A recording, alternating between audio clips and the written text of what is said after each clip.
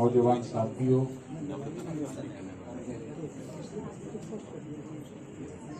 और इस कार्यक्रम के आयोजक रोहित जी, देखिए नहीं, लेकिन मोटिवेशन प्राप्त करके मुझे प्रसन्नता होती है और काफी प्रबुद्ध लोग इस कार्यक्रम में उपस्थित हैं।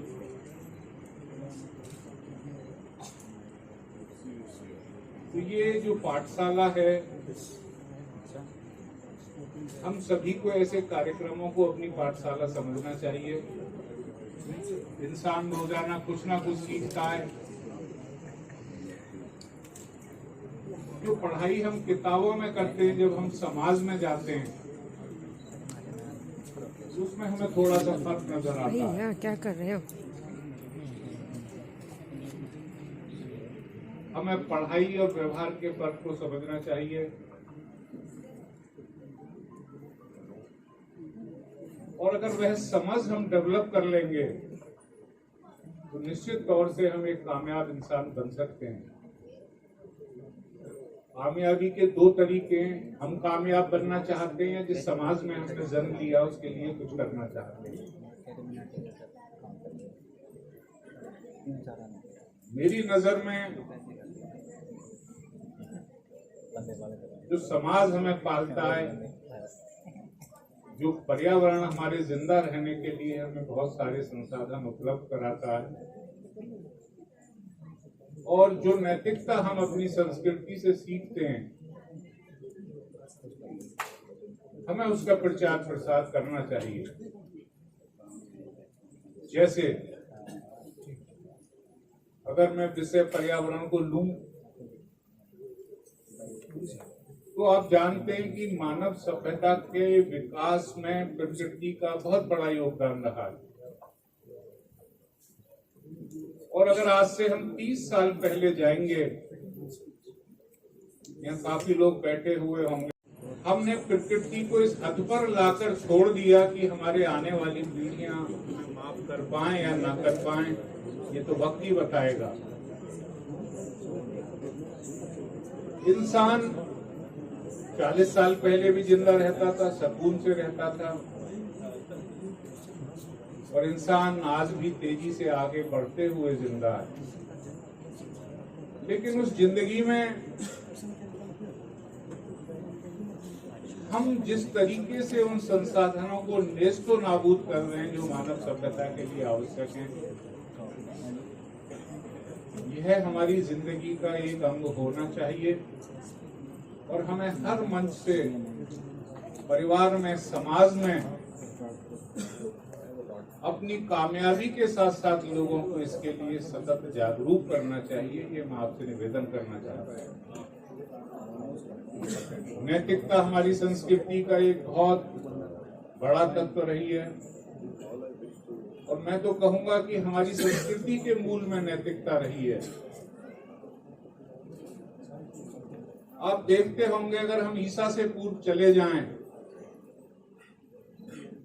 पंचतंत्र और जातक कथाओं के माध्यम से जो सामंजस्य जीव प्रकृति का और उसके माध्यम से इंसान को नैतिकता की सीख दी गई है, ये सारी चीजें हमें दुनिया की संस्कृतियों से अलग बनाती हैं।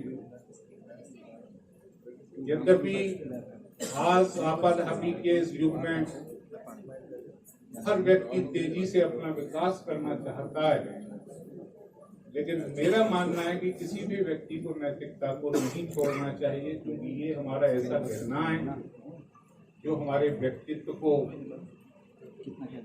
एक अलग छवि प्रदान करता है। अभी रोहित जी ने मुझसे कहा कि आप अपने जीवन के बारे में कुछ बताइए। ऐसा कुछ मेरे पास नहीं है जो मैं आपको बताऊं, क्योंकि मैं ग्रामीण परिवेश में पला बढ़ा। मेरी जो विधानसभा है वो दुनिया की सबसे पिछड़ी विधानसभा थी। बचपन में हम लोग देखते थे कि आवागमन के साधन नहीं, एजुकेशन के लिए कुछ नहीं, रोजगार के लिए कुछ नहीं।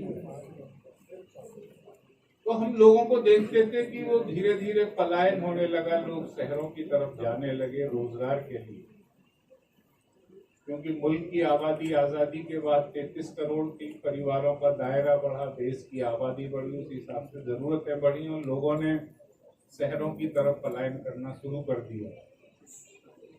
बहुत से लोग जो शहरों में अपना आशियाना नहीं बना पाते थे, वो लोग रोजाना ट्रेन और बसों के माध्यम से सुबह नियमित जाना 4 बजे और रात को 10 बजे कर लौटना।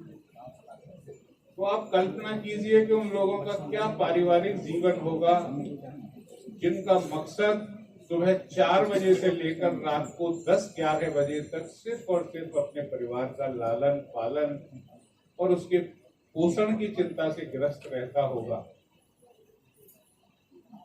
ये मैं बड़ा बारीकी से गौर करता था। एजुकेशनल इंस्टीट्यूशन नहीं थे, लड़कियों को कोई 12वीं के बाद पढ़ाता नहीं था क्योंकि दूरी थी बहुत ज्यादा महाविद्यालयों की। ये मैं महसूस करता था और मुझे मौका मिला सन 2017 में। उससे पहले जब मैं विधायक नहीं था, मैंने अपने आप को आंदोलनों से जोड़ा और मैंने महसूस किया कि संघर्ष का जो सुख होता है वह सत्ता में कभी नहीं मिल सकता। हम जब समाज के लिए संघर्ष करते हैं और उसके बाद जब रात को घर वापस आते हैं तो हम अपने दिल में बड़ा सुकून महसूस करते हैं।